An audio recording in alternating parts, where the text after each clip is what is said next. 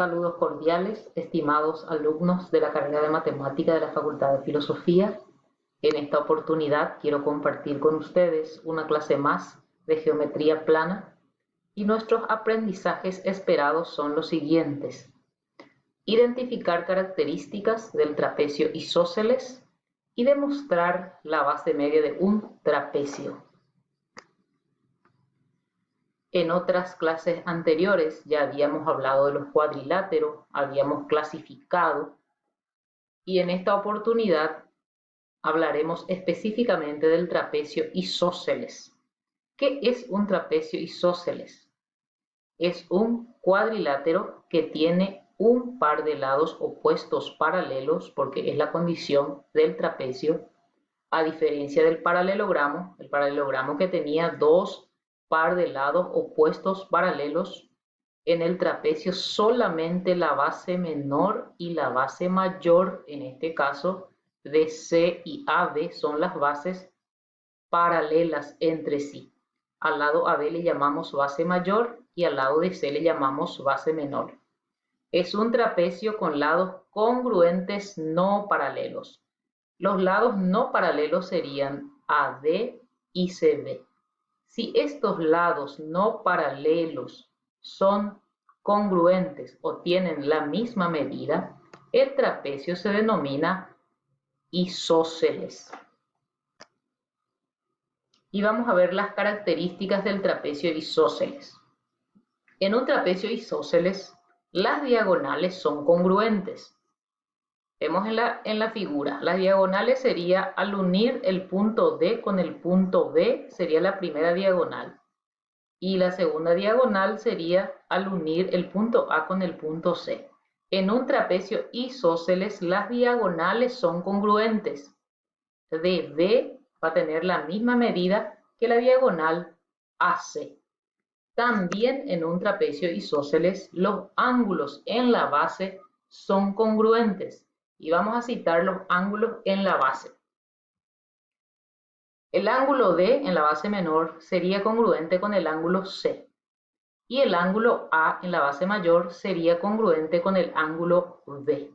Entonces, en un trapecio isósceles, las diagonales de D y AC son congruentes y los ángulos en la base, D congruente con C y A congruente con B.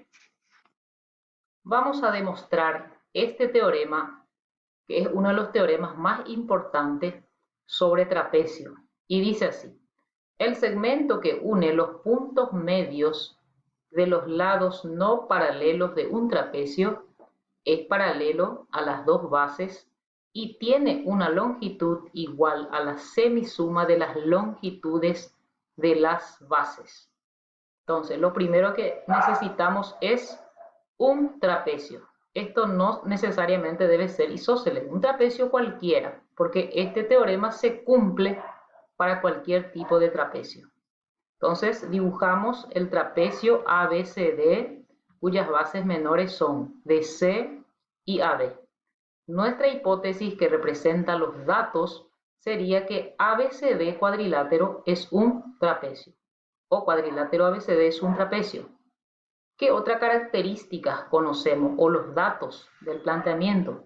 De que la base mayor AB es paralelo con la base menor DC. DC paralelo con AB. También podemos mencionar que los lados AD y CB son los lados no paralelos. En el dibujo sería AD y CB los lados no paralelos. Luego tenemos que MN es la base media. ¿Por qué MN segmento es base media? Porque M es el punto medio del lado AD. Punto medio es el punto que le divide a un segmento en dos partes congruentes. Y por el otro lado, CB está dividido en dos pedazos iguales. Sería N el punto medio del segmento CD. Esto es todo lo que tenemos como datos. ¿Qué es lo que queremos comprobar en este teorema? Nos dice que el segmento medio o la base media, en este caso MN, tiene que ser igual a la suma de la base mayor, que es AB, más la base menor, que es DC, dividido 2. Por eso dice semisuma de las longitudes de las bases. Esto es por un lado. También que MN, que es la base media, es paralelo a la base mayor AB, y también MN, base media, es paralelo al segmento DC. Para poder hacer esta demostración, lo que vamos a hacer es una construcción auxiliar. En este trapecio vamos a trazar la diagonal, que sería DB, de tal forma que el punto P sea el punto medio del lado DB. ¿Para qué hacemos esto? Porque necesitamos utilizar el teorema del segmento medio del triángulo que ya hemos desarrollado. El segmento medio del triángulo decía que, en este caso, si MP es segmento medio, era la mitad de la medida del tercer lado.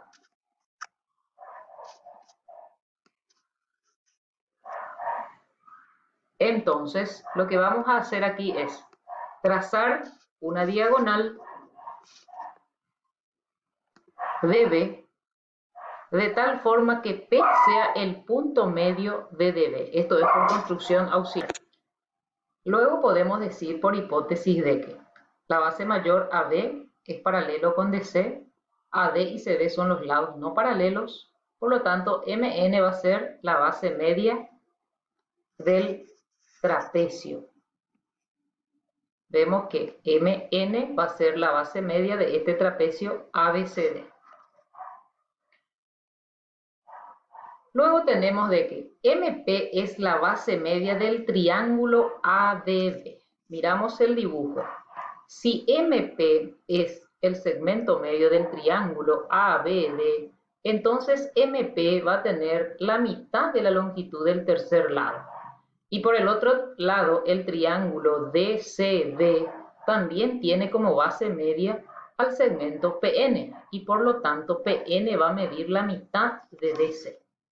Por eso decimos de que MP es base media del triángulo ADB y PN es la base media del triángulo DBC. Esto es, por definición, de base media de un triángulo. En realidad, este concepto es lo que vamos a aplicar para nuestra demostración. Puedo decir también que la medida de MP es AB sobre 2. Sería que MP segmento es la mitad del tercer lado. Por el otro lado, PN segmento es la mitad del lado DC. Siguiendo con nuestra demostración, si MP es igual a AB sobre 2, yo puedo decir que MP segmento es paralelo con AB, aplicando el teorema de la base media de un triángulo. Y si PN es la mitad de DC o DC sobre 2, por lo tanto PN también va a ser paralelo con el lado DC. Sería así. MP, base media del triángulo ABD, por lo tanto MP va a ser paralelo con AB. Por el otro lado, PN es la base media del triángulo DCB, por lo tanto PN va a ser paralelo con DC. Esto es por segmento medio de un triángulo. Entonces yo puedo deducir de que MP segmento es paralelo con DC y PN segmento es paralelo con AB. Esto es por la propiedad transitiva del paralelismo. Si dos rectas son paralelas a una tercera, entonces son paralelas entre sí. Por el otro lado, yo puedo decir que el punto P está en MN. Observando nuestro dibujo, habíamos dicho de que P era el punto medio del lado de B. Entonces yo puedo decir que P es parte de MN, o P está en el segmento MN, por un postulado que dice así: por un punto exterior a una recta se puede trazar una única recta paralela. Por un punto fuera de la recta solamente existe una única paralela a ella. Entonces puedo hacer la siguiente deducción, de que MN es paralelo con AB y MN es paralelo con DC, por la propiedad transitiva del paralelismo. Haciendo una sustitución de MN, mi segmento MN está dividido en dos pedazos, que sería MP más Pn. Haciendo esta suma, yo voy a hacer una sustitución. Mn es igual a Mp más Pn, que sería la suma de segmentos. Reemplazando, en vez de Mn, que es AB sobre 2, y en vez de Pn, que es de C sobre 2, que es sustituyendo los segmentos, haciendo un factor común que sería 1/2, resulta que factor común 1/2 me sobraría aquí AB más DC. De esta forma comprobamos que Mn, que era el segmento medio del trapecio, es igual a la suma de la base mayor más la base menor dividido 2. Haciendo una conclusión de lo que vimos en esta clase, recordamos que el trapecio isósceles, los ángulos en la base son congruentes, D con C, A con B. Los lados no paralelos son congruentes. Las diagonales de B y AC son congruentes. Y también demostramos el teorema sobre la base media de un trapecio. La base media, que es el segmento que une los puntos medios de los lados no paralelos, es igual a la suma de la base mayor más la base menor dividido 2, y que Mn es paralelo a la base mayor y a la base menor. Estas informaciones que hemos desarrollado en el día de hoy les servirá para poder aplicar en las diversas situaciones problemáticas.